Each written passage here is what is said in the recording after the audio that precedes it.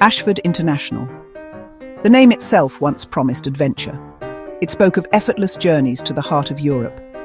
For many years, this Kent station stood as a proud gateway. It offered a direct link to Paris, to Brussels, and further afield. People from across Kent and neighbouring Sussex relied on its services. It made international travel feel remarkably local. It was a symbol of connection, a testament to modern engineering bringing nations closer. This crucial link was more than just convenient. It was part of the fabric of life in the southeast, a cherished asset for holidaymakers and business travellers alike. Then came the pandemic in 2020. International travel faced unprecedented disruption. Eurostar services from Ashford, and indeed Ebbsfleet, were suspended. Initially, this was understood as a temporary measure, a necessary pause in uncertain times. However, as the world began to reopen, a worrying silence descended. The trains did not return. Ashford International, despite its name and its purpose-built facilities, remained cut off from the continent. What many hoped would be a short interruption has stretched into years. The platforms, designed for bustling crowds heading to Europe, now stand comparatively quiet, a stark reminder of a service lost. The consequences for local people were immediate and deeply frustrating. Suddenly, reaching mainland Europe by rail meant a significant detour. Residents of Kent and Sussex found themselves forced to travel north. Their first leg was now to London St Pancras International. This often involves navigating packed commuter trains, hauling luggage through busy interchanges. Only then could they board a Eurostar. And ironically, that train would then speed southwards, often retracing its path through Kent, past the very station they could no longer use. This additional leg adds considerable time, expense and stress to any European trip. The station still bears the name Ashford International, a proud title, yet one that now feels somewhat hollow. Without the international trains, the name is a poignant echo of what used to be. It can be misleading for those unaware of the changes. It's a constant reminder to the local community of the direct, easy access they once enjoyed. The infrastructure is there, the demand is there, but the international services are absent. This situation begs the question, when will Ashford truly be international again, serving the people as it was designed to do? The loss of Eurostar services at Ashford has not affected everyone equally. For older travellers or those with mobility challenges, the impact has been particularly severe. The additional journey into the heart of London is often far more than a mere inconvenience. It can present a formidable obstacle. Navigating multiple changes, long walks between platforms, and the general hustle of a major London terminus can be exhausting and stressful. For some, it has made previously manageable trips to see family or enjoy a continental break almost impossible. The simple act of travel, once facilitated by Ashford's accessibility, has become a daunting undertaking. Consider the story of Robert from Folkestone. He frequently travelled to Europe with his wife, who is a wheelchair user. Ashford International was their lifeline. Its manageable size and direct services made their journeys feasible and relatively stress-free. Now, they face a trip to St Pancras. Robert estimates this adds at least an hour to their journey in each direction. This is before factoring in the increased physical exertion and the complexities of navigating a much larger, busier station with a wheelchair. Their experience is a powerful illustration of the real-world difficulties imposed by the withdrawal of local Eurostar services, turning cherished trips into logistical nightmares.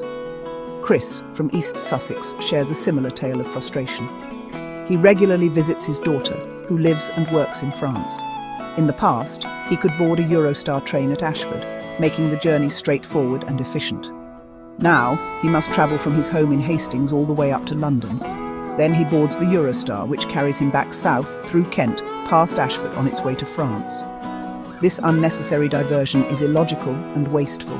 It adds hours to his travel time, increases his costs, and transforms what should be a pleasant family visit into a much more taxing experience.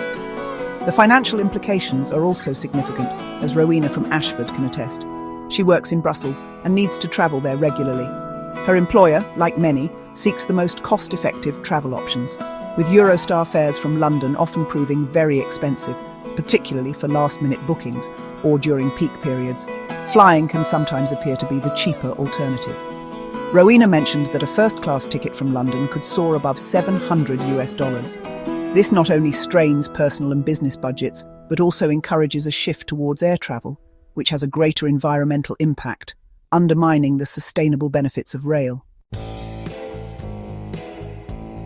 The absence of Eurostar services at Ashford sends ripples far beyond individual travel plans. It has a tangible impact on the wider economy of Kent and Sussex. Local businesses, particularly those with strong European ties or those reliant on international visitors, feel the pinch. The ease of access previously offered by Ashford was a significant selling point for the region. It helped attract investment and talent. Now that competitive edge is dulled. Companies may reconsider locating or expanding in an area that feels less connected to its continental neighbours, potentially slowing economic growth and opportunity. Tourism, a vital industry for both Kent and Sussex, also suffers. These counties boast a wealth of attractions, from historic castles and stunning coastlines to beautiful gardens and vibrant towns. A direct Eurostar link into Ashford made it incredibly easy for European tourists to arrive directly into the heart of the Garden of England. Without this convenient entry point, Kent and Sussex can become less appealing or accessible destinations compared to areas with more direct international transport links. This potentially diverts valuable tourist spending elsewhere, affecting hotels, restaurants, and local attractions across the region. We must also consider the environmental toll. Forcing thousands of passengers to make an additional journey to London before they even begin their international travel inevitably increases carbon emissions. Many will drive to a station further afield, or take extra train journeys, contributing to pollution and congestion. One of the great strengths of Eurostar has always been its relatively green credentials compared to air travel. The current situation, however, undermines this benefit by adding an unnecessary domestic leg to many journeys. Reinstating services at Ashford would be a clear step towards more sustainable travel patterns for the region. Furthermore, resuming services at Ashford International could play a role in easing the strain on London's St Pancras Station. Concentrating all international rail traffic through a single London hub creates bottlenecks and can detract from the passenger experience.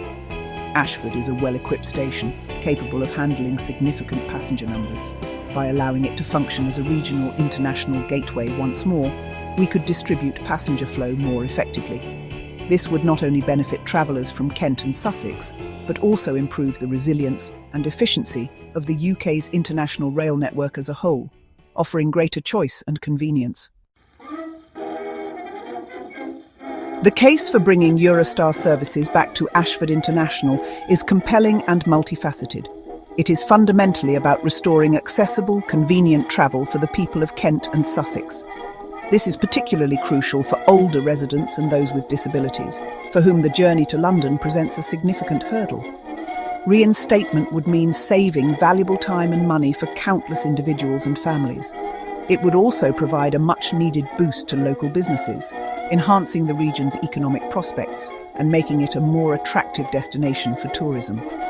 And importantly, it would promote a greener way to travel to mainland Europe. Thankfully, the desire to see trains running to Europe from Ashford again is not just a quiet wish. It's the focus of a determined and growing campaign. The Bring Back Eurotrains initiative, spearheaded by dedicated local campaigners like Keith Hillier-Palmer and chaired by Bushra Akhtar, has powerfully voiced the community's frustration. Their petition on change.org has gathered an impressive number of signatures, currently standing at over 64,000 as of June 2025.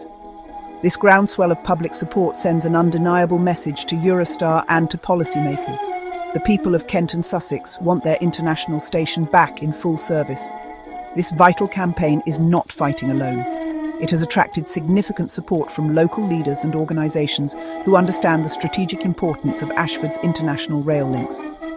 Figures such as Andrew Osborne, Head of Economic Developments at Ashford Borough Council, and the Right Honourable Damien Green, Member of Parliament for Ashford, have publicly backed the cause. Transport advocacy groups like Better Transport have also lent their expertise and support. This collaborative effort, uniting community voices with political and organisational backing, significantly strengthens the campaign's impact and its chances of success. The path to restoring these services requires continued, concerted effort. Every individual voice adds to the chorus calling for change.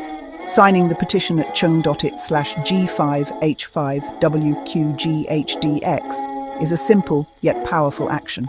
Residents can also contact their elected representatives at local and national levels, urging them to actively lobby Eurostar and the government. Businesses can articulate the economic benefits that reinstatement would bring. By working together, the communities of Kent and Sussex, along with their supporters, can build an irresistible case for bringing back Eurostar to Ashford, ensuring this vital gateway once again serves the region and connects it seamlessly with Europe.